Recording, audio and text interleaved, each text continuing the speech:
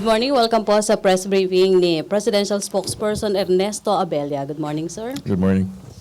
I'd just like to begin by making reference to 2 or 3 points, and then we'll be open to a few questions. All right. Regarding a newspaper headline that says courts are out to stop slide into anarchy, I'd just like to say that the actual statement of Chief Justice Maria Lourdes Sereno was actually a statement of the court ideal that the judiciary's role is to keep the social fabric intact, to address people's cry for justice and thereby prevent society's descent into anarchy. The statement is very clear that it was a simple explanation and not a statement on the state of things. In connection, we'd also like to make reference to Chief Justice Sereno's statement about graft-triggered TROs. The statement is in reference to the response of the High Court regarding the alarm that President Duterte raised that there are judges who receive bribes from losing bidders to halt government projects. In response to this, the High Court issued several circulars, 70 to be exact, and this is much appreciated that there is a cooperation between branches of government. Third, we'd also like to make reference to the agreement between the Philippines and the NDF, who agreed on an accelerated timetable for peace talks. We're happy that with the ongoing peace talks in Oslo, where both parties have promised to complete the work on the comprehensive agreement on socio-economic reforms within 6 months. As Secretary Abella mentioned, the CASER is considered the heart and soul of the peace negotiations between GRP and NDF as it tackles issues such as agrarian reform, national industrialization, and foreign policy. That's all for now. We're open to questions. Okay, first question will come from Dexter Ganibe, DCMM. Sec, magandang umaga po. Magandang umaga. Nakarating na po sa inyong tanggapan yung naging komento ng US State Department, yung Okay. yung kanilang All right. And ang Deputy tanong nyo? Spokesman. Ano po ang comment or statement ng palasyo at medyo naging malabnaw na sila doon sa pagbatikos? Right. We just like to say that we're open to the opinions and positions of certain governments, but we'd like to just say, we'd also like to reiterate that the relationship between the U.S. and the Philippines remains basically solid, and we do have a good relationship. Follow-up question, sir. Yes, Nabanggit na rin ng Pangulo na mukhang nakikiusap ng US na maglagay na tayo ng ambassador sa US or something like that. Meron na po ba? As soon as possible, sabi. We're working on it for the plain and simple reason that I think Mr. Chidoro is wala pa. No? So as of now, there is none. There is none, but we're working on it. May follow-up question? Maricela Lili, TV5. Sir, aside kay former Secretary Gilbert Chodoro, meron na bang inaay si Presidente na possible na pumalit kay Secretary Lorenzana sa Defense kung ma-appoint na siya as ambassador? Wala pa siyang binabanggit na pangalan. Pero I believe he has a short list. How many, sir? Hindi ko po alam yan.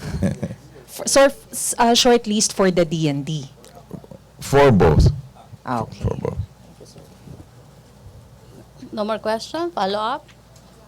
Other topic? Joseph Morong? GMA 7. Sir, just a clarification or more details on the matrix. All right. It does outline the personalities involved, but how did the President come up with it? And can you elaborate on the operation, if it is about the drug operation inside the Bilibid? Basically, I'd like to refer to the first part of your question, which is that actually whatever he comes out with is based on collected intelligence. It's a collaborative intelligence, and so he so he has certain basis for which we are not privy to. Thank you.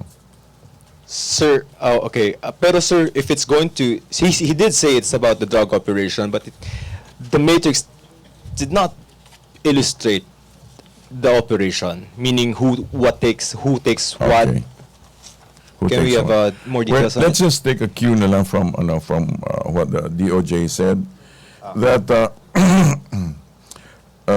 several witnesses have surfaced to prove certain allegations versus against certain personalities, and they're in the process of taking the affidavits of these particular witnesses, including NBP guards, inmates, and former friends of these personalities that have been referred to. And if and when they have been finally verified, the charges may have to deal with graft and drug-related graft once information is actually verified. No more? Laila Laveria? Sir, clarification. So, the information released by the President hasn't been verified? Is that what you're saying? No, I'm not saying it's not verified. They're verified as of the personalities, but the other links, the so-called links, are being finalized. Okay. Sir, on a related topic, there remains a lot of criticism or observations about the ongoing drug war and the violence. Aren't these giving the government pause, maybe getting it to reassess its strategy so it won't be so bloody? Let me just give you my understanding of the whole matter. You have to set it in context.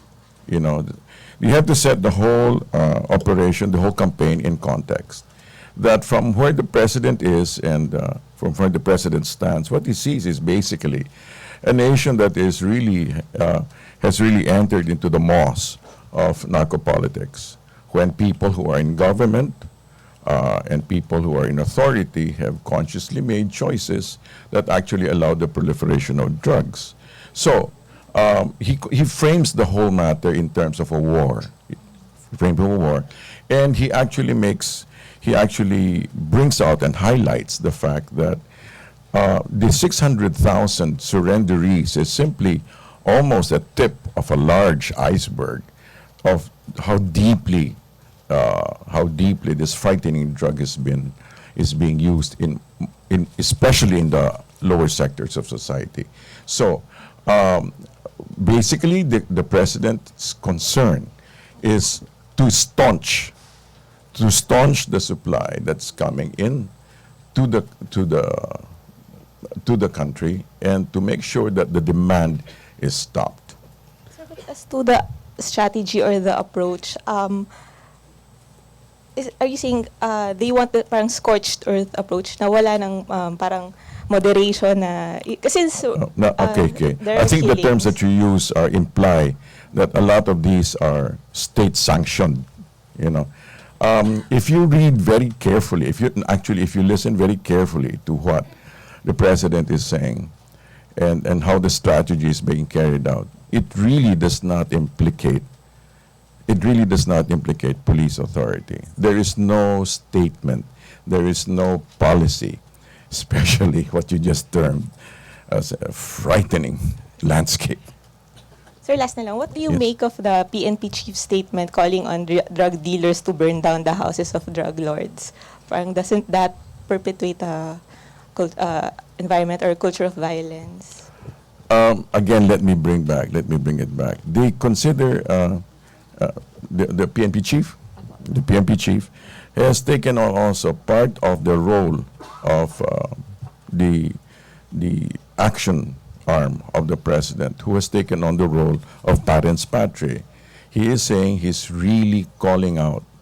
This is a time of crisis. You know, the reason why perhaps people have not fully appreciated how deeply the spread of the drug menace is because it's only now that it's being revealed.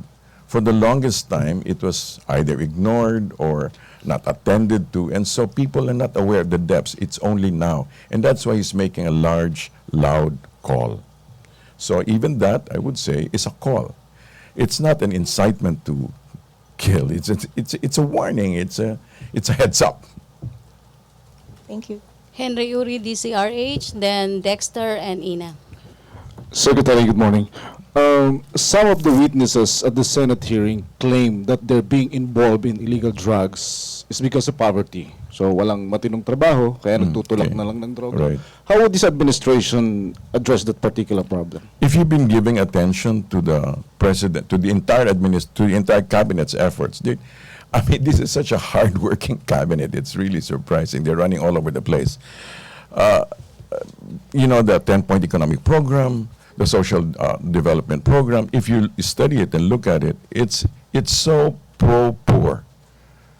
There's a lot of efforts going into creation of more jobs. And as you very well know, it's not a magic wand that you know, it's only been less than 100 days.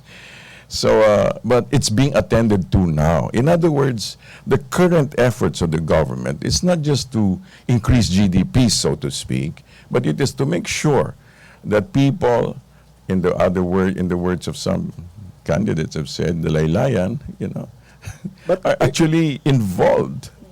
But follow-up lang, sir. Is the president planning to give a special package like livelihood program for them? No, there is an entire menu. There's an entire menu of job creation.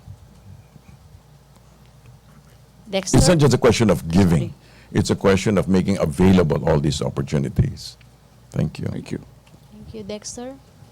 Sir, sa laki nung, or sa dami nung mga nagsipagsuko na mga drug dependent at Yes. mga pusher, may isang binabanggit ang Department of Health na isang rehabilitation center na ito lang yung kaya nilang ma-accommodate, and then paggabi yung buong pati sa mga hallway may mga banig na nakalagay doon para matulugan, and hanggang 6 months lang nila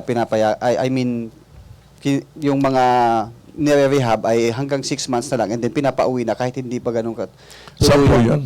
Where is that? Isa sa mga facilities ng Right. Department of Health, sir. Okay. Gaano na po ang gaano ba ka-urgent itong mga rehabilitations na gustong itayo ng gobyerno? Dahil Yeah. alam natin, sabihin na natin nasa 600,000 yung Right, mga right. drug users. Oh, right. And then kulang yung facilities. Okay. You know, if the DOH has a matrix, I'm not sure about the modified matrix, but they have a matrix, no? Of the 100%, 90% of that are experiential users. And about 9% of that are actual heavy users, and 1% are hardcore. So I believe out of the 600,000, they can give attention, special attention to about the 60,000, you know, to the 60,000 or more. My numbers may not be out there, no? But basically the project is to attend not to everybody, not to all 600,000, because this can be done through the barangays, it can be done through faith-based groups and stuff like that. But already there are efforts. In fact, I've been around. We were able to look at some of the sites, and one of the sites is in Fort Magsaysay. They're developing at least 10 hectares there. 10 hectares, as far as I know, I'm not sure if it's the exact state of the matter, but there we actually looked at a 10-hectare plan for housing, and also, alongside that was a sustainable farming and sustainable green programs, so that when the clients come out, they will have been better. You know, they will not only be detoxed, but they will also have learned some skills and know some sustainable things. In other words, the government is very, very aware and is very concerned that it's not just that drugs are not just a national security issue, but also a public health issue. May mga hakbang po ba para dun sa mga private entities o mga NGOs na matap ng government? Kasi may mga drug dependents na hindi naman ganun pakalulong o hindi pa ganun mga ilang Actually, buwan. meron. They're all beginning to work. It's just very quiet. It's just all in the background. And that's exactly, yun ang mga dapat na-highlight din at this stage of the game. Na meron actually some very credible and very admirable efforts that are being done in order to address. Pwede bang maglabas ang palas ng mga listahan itong mga government entities na pwede nating mapuntahan at magawa ng kwento? Meron yung po mga- sila, I'm sure the one that can supply with that is the ALG and DOH. Yes, Thank you, thank sir. you. Ina Andulong, CNN Philippines. Hi, sir. Going back to the statement of the PNP chief, I just want to clarify, is his statement sanctioned by Malacanang? I mean, do you share the same call para sunugin yung mga bahay ng mga drug lords? No, I think it's very obvious. There's no such statement that, come on, let's burn down all the houses. It's a passionate call. It's a passionate call to resist. Joseph Morong. Okay, sorry. And going back to the matrix, sir, you talked about some links still being finalized. Yes. What links are these? And does this mean that the matrix is still incomplete? No, the matrix, as far as, the details are not, the matrix is, per se, is complete, as presented by the president, that particular aspect of the matrix. But the details are being worked out. I use the word incomplete because wala pong naka-mention doon sa matrix na drug lord or a convict inside when previously the president kept on stressing Okay. the fact that This was a Senator De Lima has been collecting money from drug lords through her former aide. So where is that character in the matrix? Because it's not there. Well, as far as I know, that these are the things that, yes, allowed to be revealed, and in time it shall also be completed. Okay. Well, like I said, in that particular aspect, that particular aspect where he wants to link certain personalities, it's foundational. It's foundational. Joseph Morong. Sir, just a quick clarification. Yung sa fourth magsaysay, sir, weren't you referring to the penitentiary or dalawa yung binibuild natin? No, that's dalawa. Aside from the Dalawa. penitentiary, there's a rehab center, right? Okay. And then, sir, just so it comes from you, the drug-related graft case will be filed against whom, sir? The graft related. The drug-related graft case will be filed against whom? Against the leading personality in the matrix.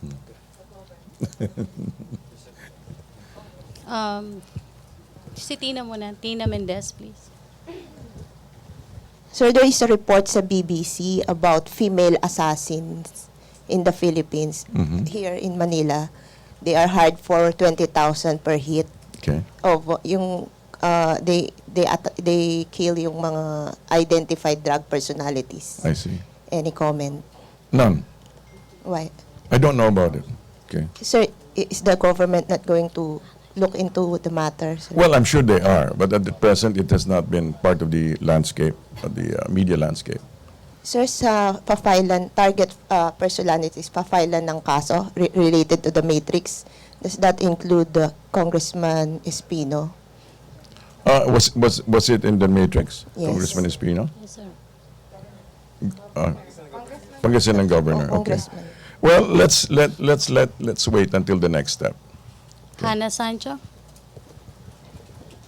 Morning, Secretary. Sir, Yes. na-mention ni President Duterte sa Davao, yung nakatanggap na ng 50 million ransom yung Abu Sayyaf para dun sa Norwegian kay Saking Stad po. Yeah, okay. Saan po galing yung ransom? I'm not privy to that, but I think it was also raised by third parties.